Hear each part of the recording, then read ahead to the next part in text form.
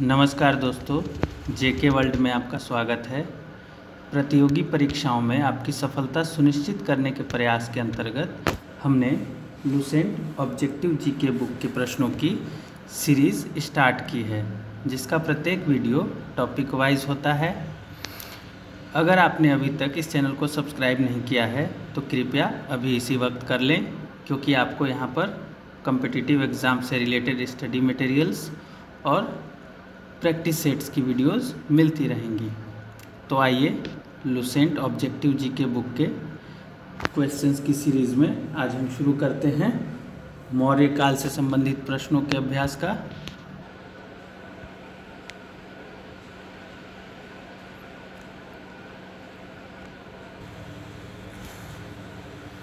पहला प्रश्न है, चाणक्य का अन्य नाम था। देखिए, चाणक्य का अन्य नाम था विष्णुगुप्त। दूसरा प्रश्न, निम्नांकित में से किसकी तुलना मैकियावेली के प्रिंस से की जाती है? ये जो है कौटिल्य के अर्थशास्त्र की तुलना मैकियावेली के प्रिंस से की जाती है। अर्थशास्त्र और प्रिंस ये रचनाएं हैं। प्रश्न 3, वह शासक कौन था जिसने राज सिंहासन पर बैठने के लिए अपने बड़े भाई सुसीम की हत्या की थी? ये जो है अशोक इसका उत्तर है। चौथा प्रश्न, निम्नलिखित में सम्राट अशोक की वह पत्नी कौन थी जिसने उसको प्रभावित किया था? कारुवाकी इसका उत्तर है। पांचवा प्रश्न, अशोक ने अपने सभी अभिलेखों में एकरूपता से किस प्राकृत का उपयोग किया है? अशोक ने अर्धमागधी का उपयोग किया है। छठा प्रश्न, बिंदुसार ने विद्रोहियों को कुचलने के लिए अशोक को कहाँ भेजा था? इसका उत्तर है तक्षशिला। अगला प्रश्न, निम्नलिखित में से वह व्यक्ति कौन है जिसका नाम देवान पियादशी भी था? ये जो है अशोक था, जिसका नाम देवान पियादशी भी था। निम्नलिखित में से प्राचीनतम राजवंश कौन सा है? इनमें से प्राचीनतम वंश है मौर्य वंश। कौटिल्य या चाणक्य किसका प्रधानमंत्री था? तो कौटिल्य या चाणक्य चंद्रगुप्त मौर्य का प्रधानमंत्री था। कलिंग विजय के उपरांत अशोक महान ने निम्नलिखित किस धर्म को अंगीकार कर लिया था? तो अशोक ने बौद्ध धर्म को अंगीकार कर लिया था। चंद्रगुप्त के शासन विस्तार में किसने मुख्य रूप से मदद की थी? इसका सही उत्तर है चाणक्य ने। सांची किस कला व मूर्ति कला का निरूपण करता है? तो सांची बौद्ध कला व मूर्ति कला का निरूपण करता है। अगला प्रश्न, प्राचीन भारत का वह प्रसिद्ध शासक जिसने अपने जीवन के अंतिम दिनों में जैन धर्म को अपनाया था? इसका उत्तर है चंद्रगुप्त मौर्य ने। मौर्य साम्राज्य की स्थापना किसने की? चंद्रगुप्त मौर्य ने। मौर्य साम्राज्य में प्रचलित मुद्रा का नाम क्या था? पण। निम्नांकित में से कौन मौर्य वंश का शासक नहीं है? देखिए, चंद्रगुप्त मौर्य, अशोक, बिंदुसार मौर्य वंश के शासक हैं, जबकि अजातशत्रु मौर्य वंश का शासक नहीं है। विकल्प ए सही हो जाएगा। निम्नलिखित में से अशोक का उत्तराधिकारी कौन था? तो अशोक का उत्तराधिकारी कुणाल था। मुद्रा राक्षस के लेखक निम्न में से कौन हैं? मुद्रा राक्षस के लेखक विशाख दत्त हैं। विशाख दत्त के प्राचीन भारतीय नाटक मुद्रा राक्षस की विषय वस्तु है। मुद्रा राक्षस की विषय वस्तु क्या है? यह है चंद्रगुप्त मौर्य के समय में राज दरबार की दुर्भिसंधियों के बारे में। मालवा, गुजरात एवं महाराष्ट्र किस शासक ने पहली बार जीते? ये जो है चंद्रगुप्त मौर्य ने। किसने सहिष्णुता, उदारता और करुणा के त्रिविध आधार पर राजवंश की स्थापना की? अशोक ने। निम्नलिखित किस शहर में अशोक के शिलालेख नहीं हैं? देखिए, अशोक के शिलालेख गिरनार में हैं, कंधार में हैं, टोपरा में हैं, पाटलिपुत्र में नहीं हैं।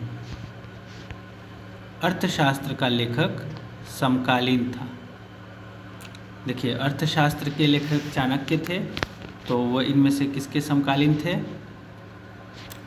चंद्रगुप्त के। नंद वंश के पश्चात मगध पर किस राजवंश ने शासन किया? तो नंद वंश के पश्चात मौर्य वंश ने मगध पर शासन किया। मौर्य काल में शिक्षा का सर्वाधिक प्रसिद्ध केंद्र था। मौर्य काल में शिक्षा का सर्वाधिक प्रसिद्ध केंद्र जो था तक्षशिला था। मेगास्थनीज की पुस्तक का नाम क्या है? इंडिका। जिसके ग्रंथ में चंद्रगुप्त मौर्य का विशिष्ट रूप से वर्णन हुआ है वह है विशाखदत्त। विशाखदत्त के ग्रंथ में, जो कि इसका नाम मुद्रा राक्षस है, में चंद्रगुप्त मौर्य का विशिष्ट रूप से वर्णन हुआ है। वह स्रोत जिसमें पाटलिपुत्र के प्रशासन का वर्णन उपलब्ध है वह है इंडिका, मेगास्थनीज द्वारा लिखी गई। अशोक के शिलालेख में प्रयुक्त भाषा है। अशोक के शिलालेख में प्राकृत भाषा का प्रयोग हुआ है।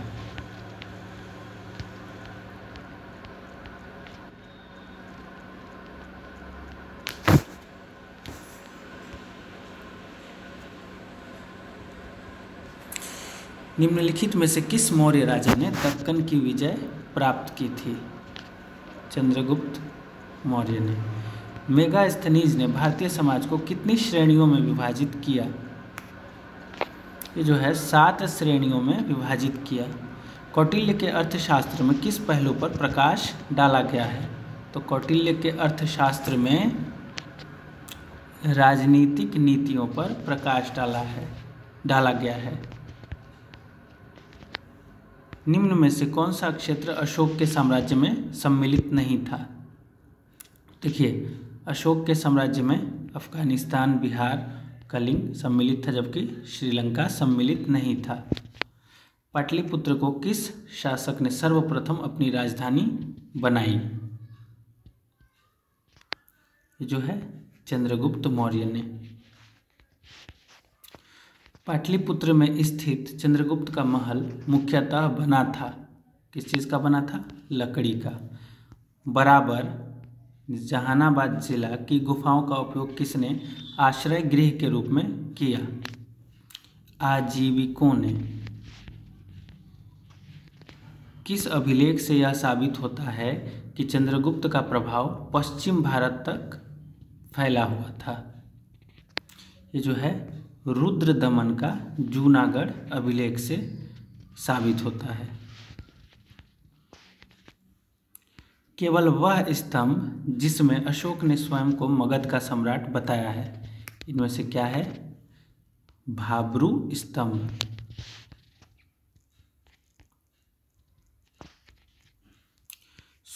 सूची 1 को सूची 2 से सुमेलित कीजिए। देखिए, सूची 1 में शासकों के नाम और यहाँ पे 2 में उनकी उपाधियाँ दी हुई हैं। हम इनको सुमेलित करते हैं।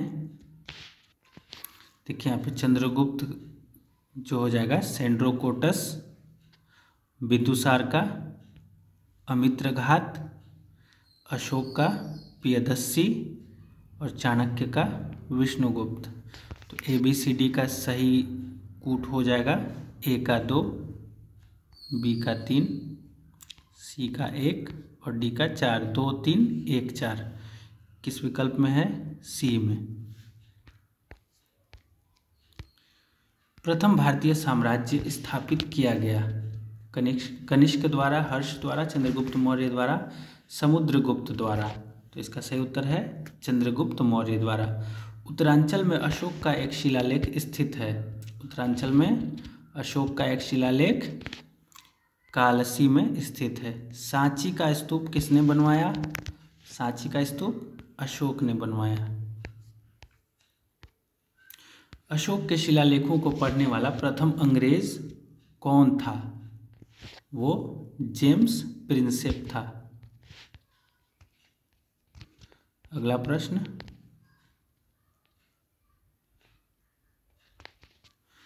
कलिंग युद्ध की विजय तथा क्षत्रियों का वर्णन अशोक के किस शिलालेख में है? ये जो है शिलालेख 13 में है। प्रसिद्ध यूनानी राजदूत मेगास्थनीज भारत में किसके दरबार में आए थे? वो जो है चंद्रगुप्त मौर्य के दरबार में आए थे।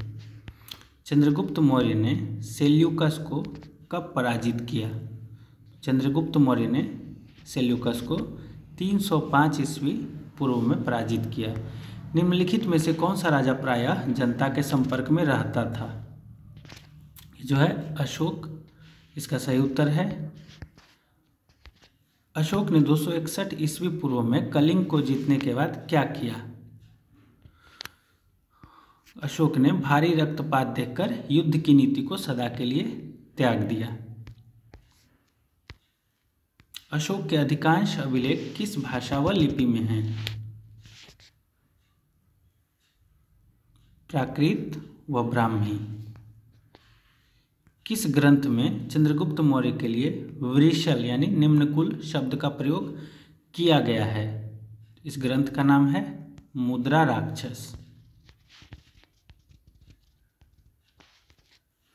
मौर्य नरेश के बारे में निम्न में से कौन सा कथन सही है? उन्होंने विकास किया था। देखिए, संस्कृति, कला व साहित्य सही है, इसका विकास किया था। सोने के सिक्के, ये गलत है। प्रांतीय विभाजन किया था। हिंदू कुशक साम्राज्य सही है। तो सही कथन कौन कौन से हैं? 1, 3, 4। तो विकल्प डी इसका सही उत्तर हो जाएगा।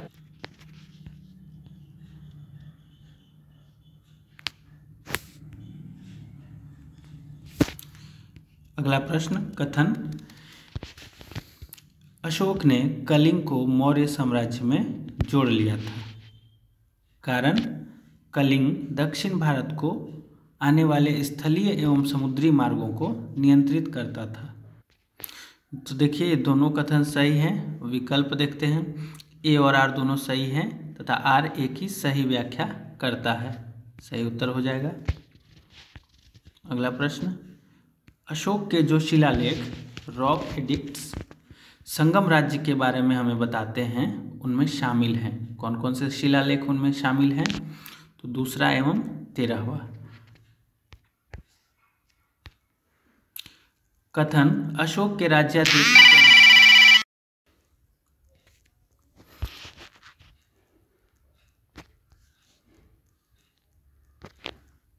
कथन, अशोक के राज्यादेशों के अनुसार धार्मिक निष्ठा की अपेक्षा जनता के मध्य सामाजिक समरसता अधिक महत्वपूर्ण थी। कथन आर, उसने धर्म संवर्धन के स्थान पर समता के विचारों का प्रसार किया। देखिए, ये दोनों कथन सही है। विकल्प ए और आर दोनों सही है तथा आर ए की सही व्याख्या करता है। हो जाएगा। 55, निम्नलिखित में से किस राज्यादेश में अशोक के व्यक्तिगत नाम अशोक का उल्लेख मिलता है? ये जो है मास्की, इसका सही उत्तर हो जाएगा। 56 नंबर,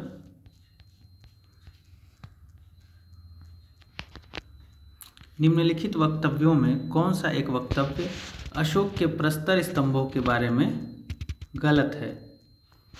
इन पर बढ़िया पॉलिश है, ये अखंड हैं, स्तंभों का शैफ्ट शुंडाकार है, ये स्थापत्य संरचना के भाग हैं। तो इनमें सही उत्तर हो जाएगा डी, ये स्थापत्य संरचना के भाग हैं। श्रीनगर की स्थापना किस मौर्य शासक ने की? श्रीनगर की स्थापना अशोक ने की। सूची 1 को सूची 2 के साथ सुमेलित कीजिए।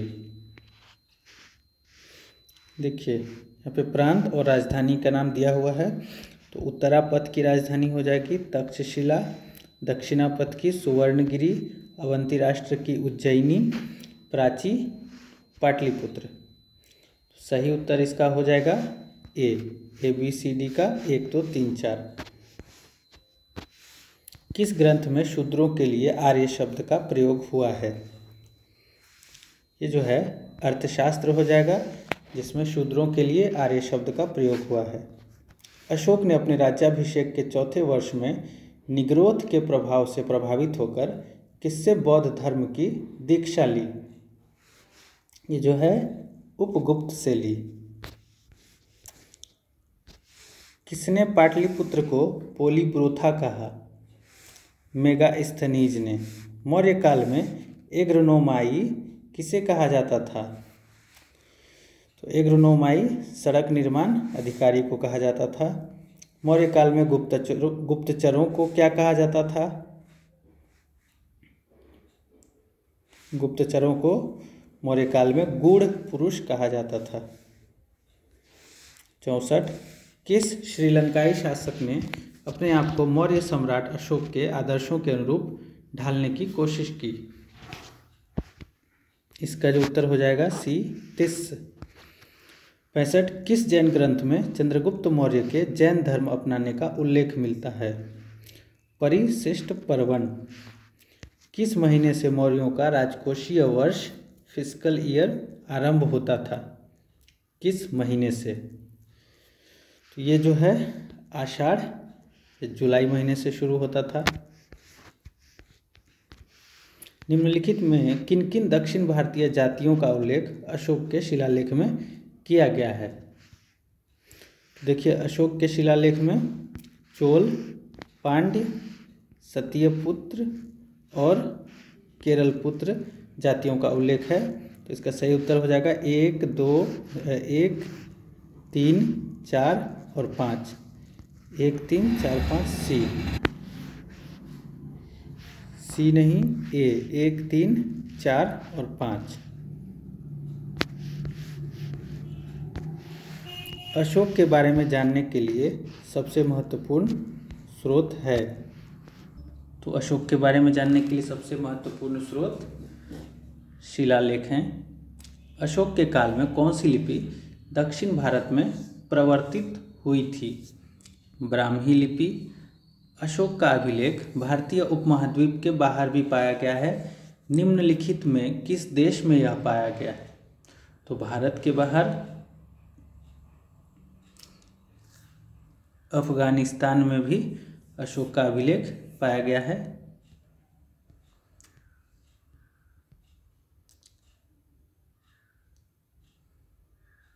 71।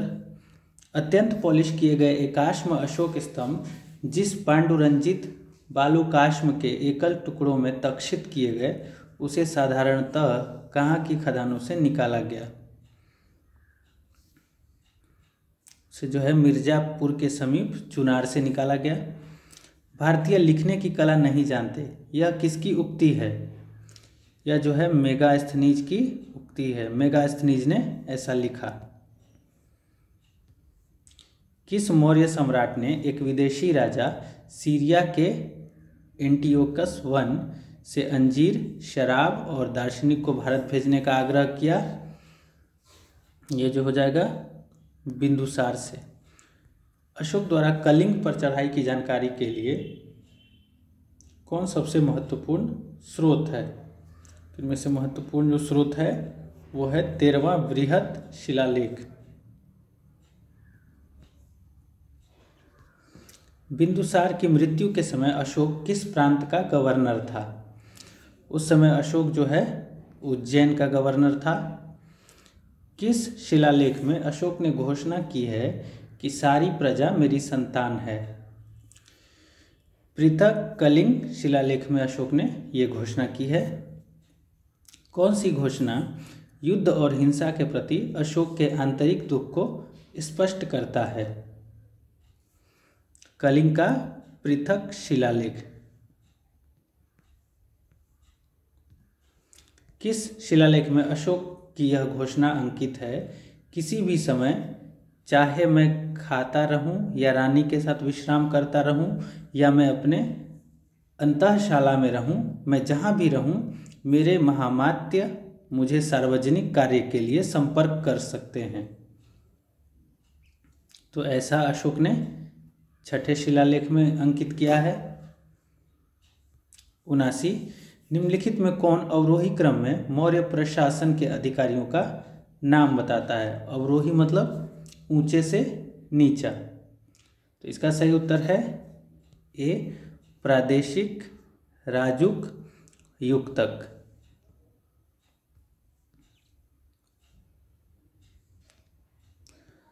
विष्टि है, विष्टि क्या है? विष्टि का अर्थ है बेगारी।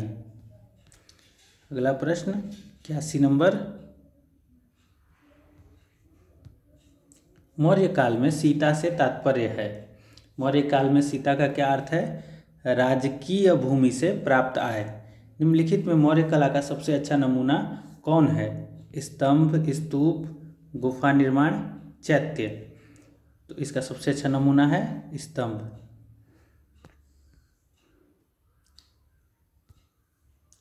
कहाँ से प्राप्त अभिलेखों से मौर्य काल में अकाल, सूखा जैसे देवी प्रकोप के समय राज्य द्वारा राहत कार्य किए जाने का विवरण मिलता है?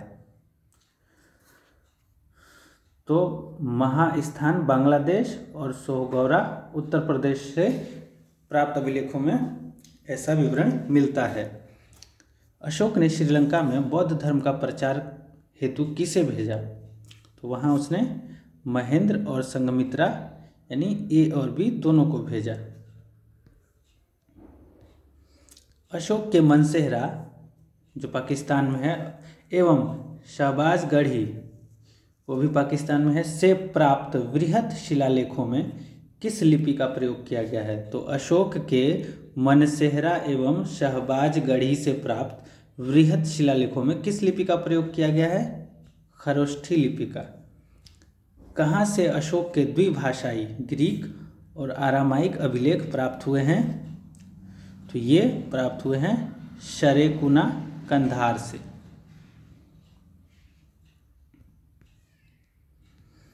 कौटिल्य द्वारा रचित अर्थशास्त्र कितने अधिकरणों में विभाजित है?